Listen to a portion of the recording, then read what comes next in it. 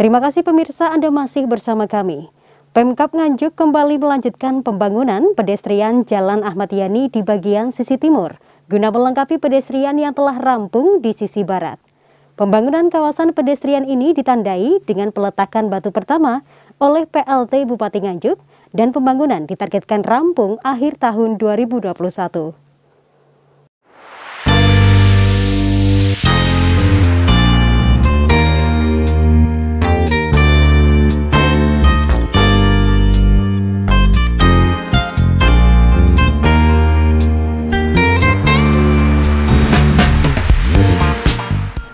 Pemerintah Kabupaten Nganjuk terus berupaya mempercantik wajah jantung kota di Jalan Ahmad Yani Nganjuk.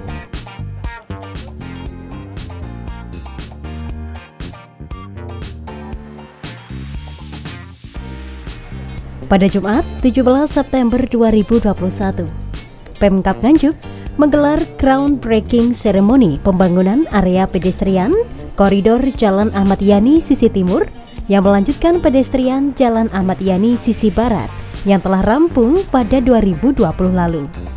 Pemkab Nganjuk melalui Dinas Perumahan Rakyat, Kawasan Permukiman dan Pertanahan DPR KPP Kabupaten Nganjuk sebagai leading sektor pembangunannya, sengaja memoles jalan protokol di tengah kota tersebut sebagai upaya untuk menjadikannya kawasan ekonomi Nganjuk.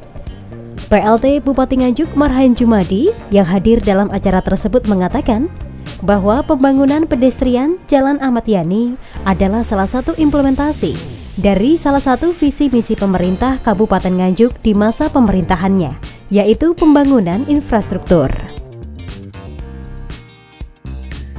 Alhamdulillah hari ini kita mulai peletakan batu pertama pembangunan pedestrian. Ini adalah suasana pandemi, meskipun suasana pandemi karena ini dari dana DID, maka kita juga menyeimbangkan. Satu apa dari sektor kesehatan, sektor ekonomi juga harus jalan. Termasuk juga di dalamnya apa? Sektor dari infrastruktur. Tiga-tiganya ini harus jalan. Maka dari itu Pemda memutuskan bahwa dana DID itu salah satu di antaranya adalah pembangunan pedestrian mulai Ayani sampai dengan Pelosok.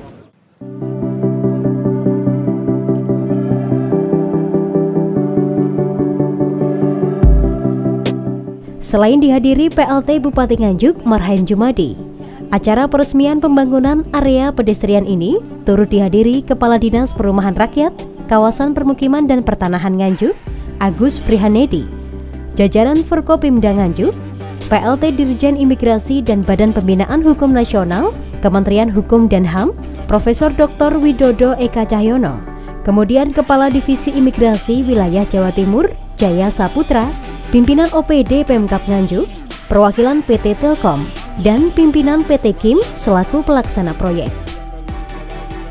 Selain menjadi bagian dari program Tricita Bakti, dalam sambutannya, Kang Marhain mengatakan, pembangunan pedestrian Jalan Ahmad Yani Nganjuk ini menelan dana cukup besar, yakni sebesar 23 miliar rupiah, di mana sumber pendanaannya berasal dari dana insentif daerah atau DID. Alokasi dana tersebut diturunkan dari nilai sebelumnya yang mencapai 28 miliar pada tahun 2021 ini. Melalui pembangunan pedestrian Jalan Ahmad Yani ini, Kang Marhain yakin area pedestrian Ahmad Yani akan menjadi kawasan ekonomi sekaligus ikon Kabupaten Nganjuk. Ada 3 hal yang selalu kita dengung-dengungkan. Kita istilahkan dengan Tricita Bakti, yaitu pembangunan infrastruktur.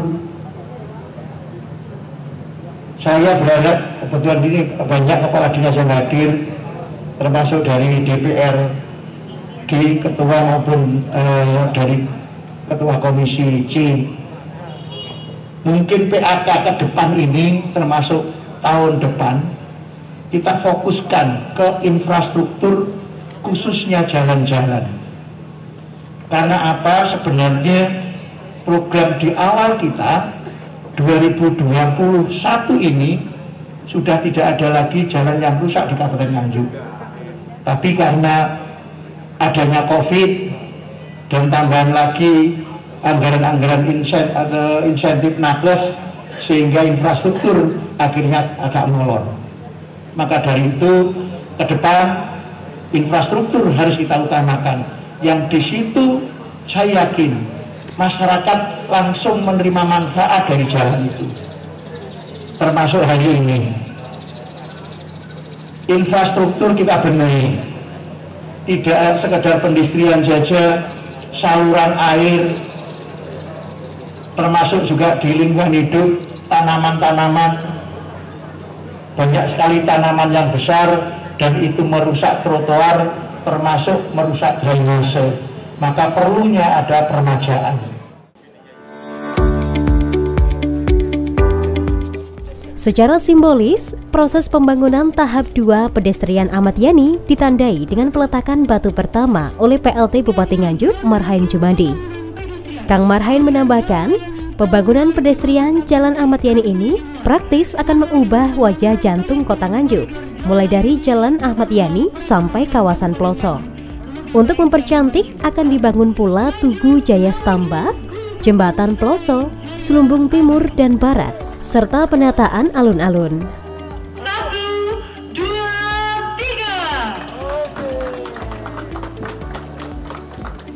3. Yang unik kembali lagi satu, areal ini nanti kan mulai dari sana ya, ini ada jembatan-jembatan ya. Mulai Ploso ini ada keunikan, paling tidak ada menarik. Terus kemudian di Blumbung, di Selumbung Timur, Selumbung Barat itu juga menarik. Terus kemudian ada Jaya Stamba, terus kemudian alun-alun dan seterusnya.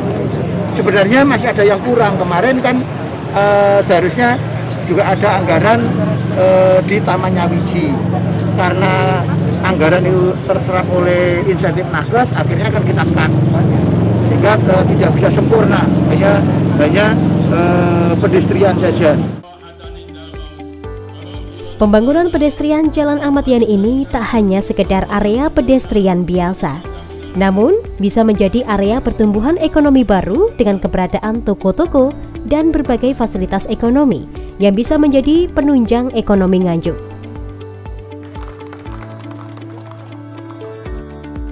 Saya yakin dengan Ayani yang kita bangun maka akan tumbuh jalan-jalan pendukung untuk usaha. Terus kemudian yang ketiga kurang lebih 40 lapak ya, dan saya yakin sekarang kan sudah mulai Jalan Yosudarso, Jalan Merdeka, sehingga ada orang Nganjuk harus punya beberapa hal. Satu misalnya sedudo, yang kedua ada pendistrian, jadi jalan-jalan ke sini. Dan yang berikutnya orang-orang dari kecamatan-kecamatan itu punya wahana kumpul di mana di kota. Maka kota ini juga harus menarik. Maka salah satu diantaranya pertumbuhan ekonomi dari sisi itu. Jadi orang-orang desa yuk jalan-jalan ke kota Nganjuk. PKL tadi ada ya solusinya, kan kita hitung, kita tempatkan di Selumbung ini. Ini kan salah satu diantaranya. Yang kedua di pasar KB2 itu juga kita tempatkan PKL. Sekali lagi saya juga minta kepada Perkim, tolong pembangunan ini jangan merugikan orang kecil, UMKM, sehingga nanti tetap harus bisa berusaha. Untuk pengerjaan dari proyek pedestrian ini dimulai 9 September dan selesai pada 31 Desember mendatang. Kepala Dinas Perumahan Rakyat Kawasan Permukiman dan Pertanahan Nganjuk, Agus Frihanedi mengatakan, pembangunan area pedestrian Ahmad Yani akan dibarengi dengan penataan kabel di kawasan tersebut dengan meliputi beberapa hal, yakni revitalisasi drainase, pembangunan trotoar jalan, peremajaan pohon, dan dibangun 5 spot unggulan di sekitar pedestrian. Terkait dengan dana sisa lelang, ini tentunya yang pertama itu kita cari pekerjaan-pekerjaan yang dirasa kurang.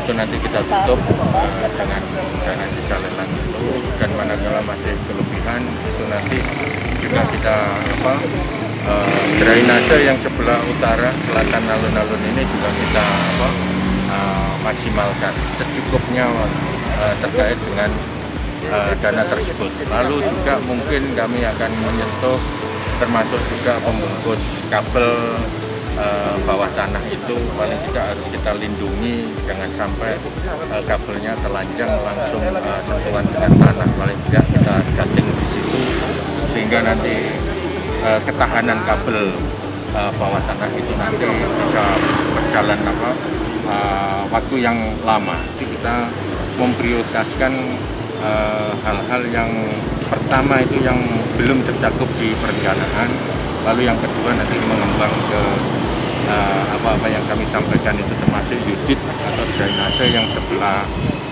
selatan alun-alun.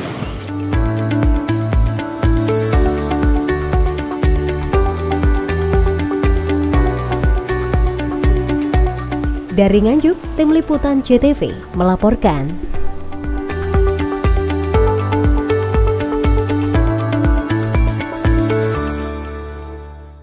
Informasi tersebut sekaligus menutup perjumpaan kita dalam Kembang Lambi edisi hari ini.